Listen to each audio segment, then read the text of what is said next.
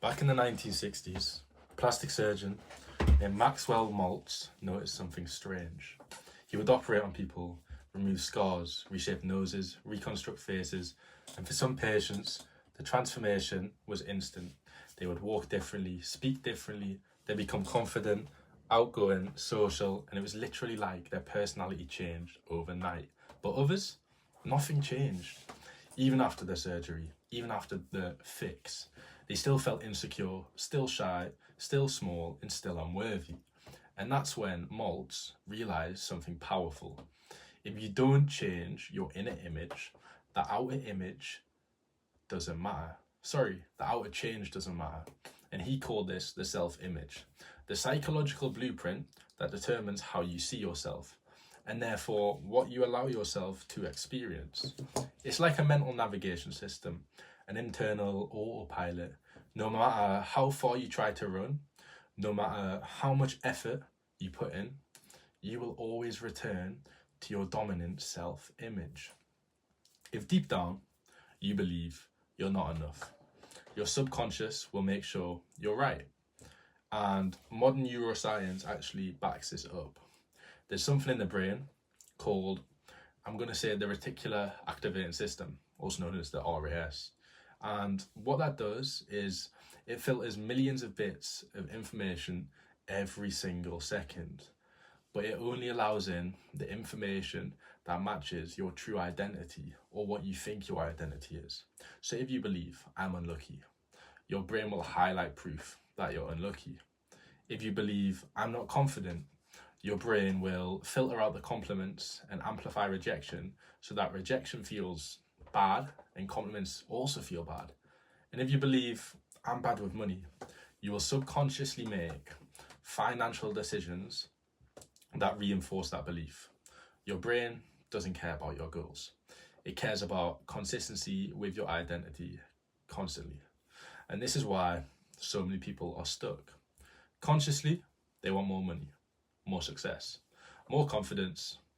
They say affirmations, they visualize, they journal. But subconsciously, they still identify as the insecure one, the broke one, the shy one, and the struggling one. And as previously mentioned, you can't outperform your subconscious. You can't outwork an identity that contradicts your goals. Your subconscious doesn't respond to effort, it responds to belief. Think of it like an operating system on your laptop, for example. You can download new apps, you can try new strategies. But if the operating system is corrupted, in the end, everything is just going to crash. And most people are trying to change their results without changing the operating system. They chase marketing strategies, they chase discipline, they chase productivity hacks and motivation. But identity is a source. Every thought you think, every emotional reaction, every decision, every hesitation, even every impulse, it all comes from identity. Your identity, well done, creates your desires. Your identity creates your behavioral patterns, and your identity sets a ceiling for what you actually think is possible.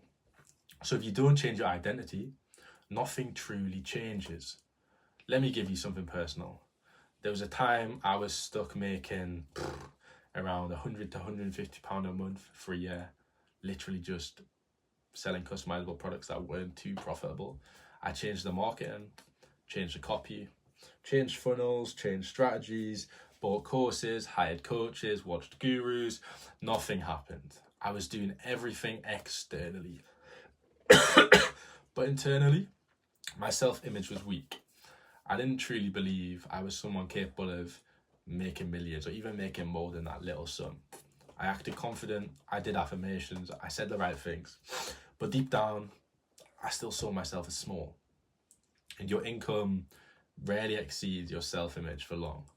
So what I done was I stopped chasing external fixes and I focused on only one thing and one thing only: self-image. Every day, for literal months. No fancy tactic, no new strategy, just identity work.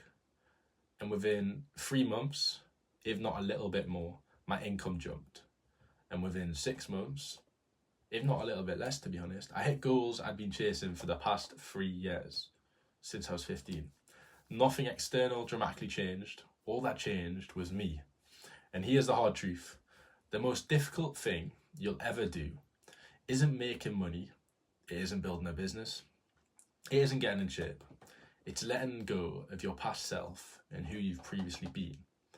Because 99% of your identity was built in the past or from the past, from your parents, from school, from social conditioning, from childhood experiences. Between ages 0 to 7, your brain is basically in a hypnotic state. You're absorbing everything, downloading beliefs, constructing who you are and what you are. And then you defend that identity for the rest of your life, even when it hurts you, because it's familiar. And familiarity, can't even say that word, it feels safe. So when you try to become someone new, it feels uncomfortable, it feels fake, it feels scary. You seem to be putting on an act or a character that isn't you. But that's not failure, that's growth. You're stepping into a new chapter, and stepping in a new chapter requires letting go of the old character, because simply you can't carry both. You can't be two people at once. Reality is a mirror. It doesn't give you what you want, it gives you you. So instead of chasing money, instead of chasing a status, and instead of chasing validation, become the person who naturally produces those things. Not, I am successful as a forced affirmation, but I am someone who executes, I am someone who leads, I am someone who follows through, and I am someone who creates value. That's identity.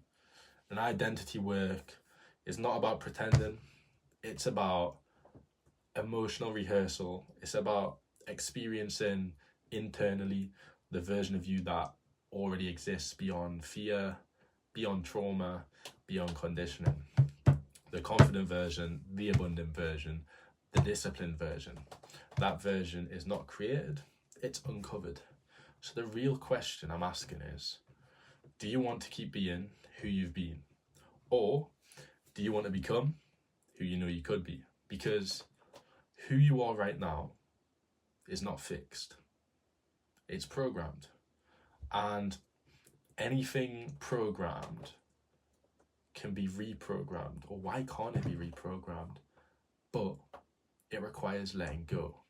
Letting go of the old story, letting go of the old excuses, letting go of the comfort of the familiar identity, as we've mentioned for this whole video.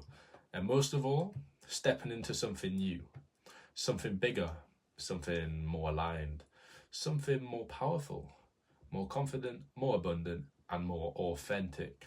The past version of you got you here, but it won't get you there. So now you have a chance. Keep defending your old identity or evolve. Because once identity shifts, reality has no choice but to follow. Thank you for watching. Subscribe if you want to see more.